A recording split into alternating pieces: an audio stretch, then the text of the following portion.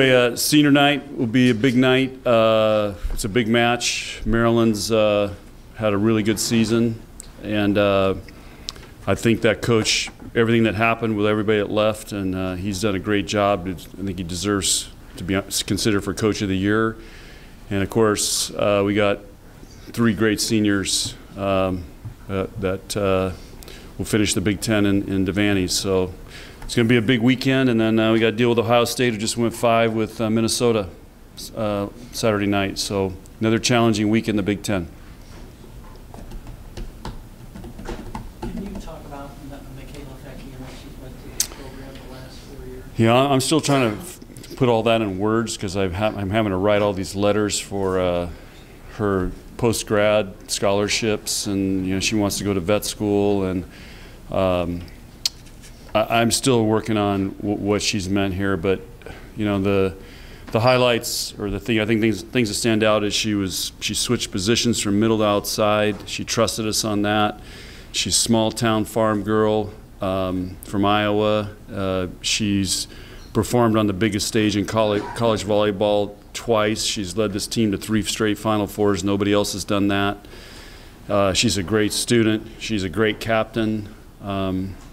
So, I mean, there's just so much to say about her and what she's meant to this program. And yeah, I just was just talking to her. We were working out, and it just,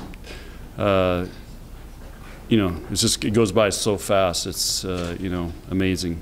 But she is one of those players that seems to step it up, like in the Final Fours and everything, the big matches are on the line.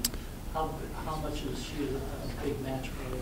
Well, she's done that time and time again. And yesterday I just watched our Penn State match, and I mean, she just took over that match. She took over Indiana match. She just has the ability to take over matches.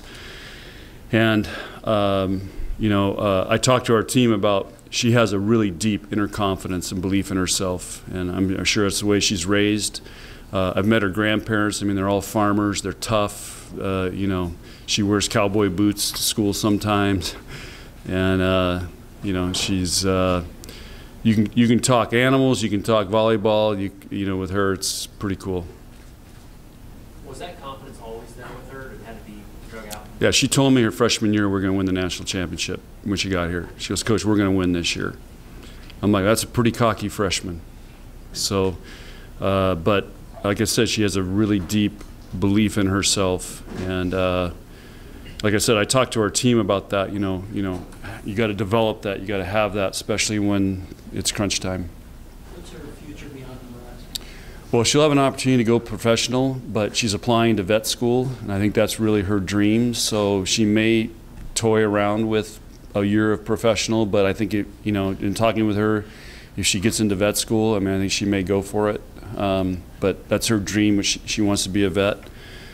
But that's one of the cool things about being a coach at a university. And I've had this year a lot of opportunities with interacting with academics, with the chancellors' groups and the president's groups, and my son's in master's program here, and he actually teaches some classes. So it's really cool. But here, the conversations I have with Michaela right now is she has a horse management class, so we talk horses, how to manage horses. So that's something cool about Nebraska. That ain't happening in the Pac-12. What's that? You know much about horses? Oh yeah, love horses. I grew up with horses. So, but I have 2 Irish Wolfhound dogs, so everybody thinks those are horses. So, Michaela comes over and hangs out with our dogs. At the start of the year, you said that you could foresee this being sort of an up and down season. The way it's played out, has the season followed your expectations of what it would be like? Well, I mean, it has been. I think up and down. I knew we were going to have one of the toughest stretches we've ever had, and I didn't know what to expect from that. But I'm really pleased with how we've handled it, how we've grown from it, how we've learned from it, how we've stayed in the fight. And to me, it's a very similar deal with football.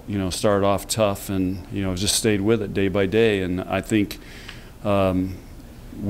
we're continuing to get better, and so, but I think we just beat 3 ranked teams in 2 weeks. So again, I'm encouraged by, and I knew this would, as I told you guys, it's a work in progress, and it has been, and we're continuing to improve, which is hard to do this time of year. Look at the results this weekend.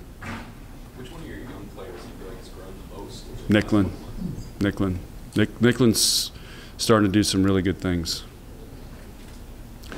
As I tell her, she's still a snot-nosed little freshman, but she's starting to do some good things. How'd you use Capri this week?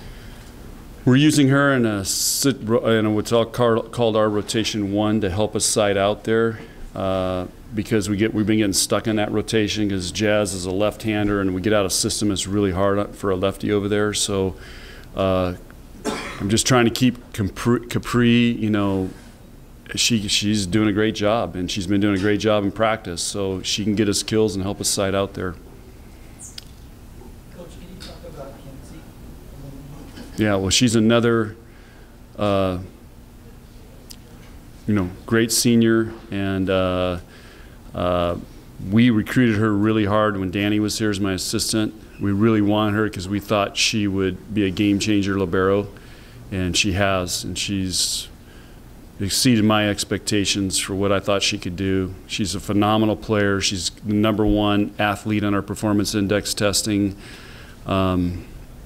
She's a great passer, great server, and she's another one who's performed great. I mean, I thought she was MVP of the Final Four last year. So, yeah, she's just an awesome Nebraska volleyball player in every part of it.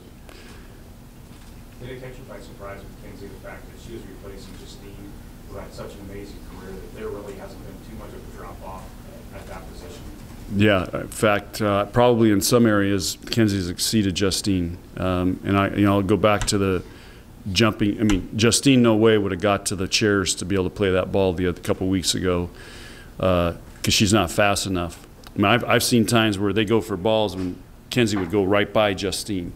So Kenzie's so athletic that she's made plays all around off the court that very few liberos in the country can make. And like I said, think about that. She's #1 on our performance index testing. That's over, I mean, Amber Rolfson's second. I mean, that's, Brianna Holman, Katie Rolfson, Kelly Hunter, those guys, and she's the #1 on the board. Minnesota has a chance this weekend to finish off running the table in this conference. How big of an accomplishment would that be? It would be huge, but I think they're. We'll see how it goes. They got to go to Penn State, so Penn State's getting better too. And but anyway, I think first of all, winning the conference is a huge accomplishment, and if they run the table, that would be amazing. Hey, John, I listened to your radio show last week. You had some interesting comments about the NCAA committee that picks the teams and the brackets and where they are. How do you feel about this weekend? I really don't think about it. I don't even know what our RPI is. I know what our Pablo is because when I look at the results, it goes by the Pablo, which is to me is a way more accurate indication of where you're at, and I think we're top 5 in that.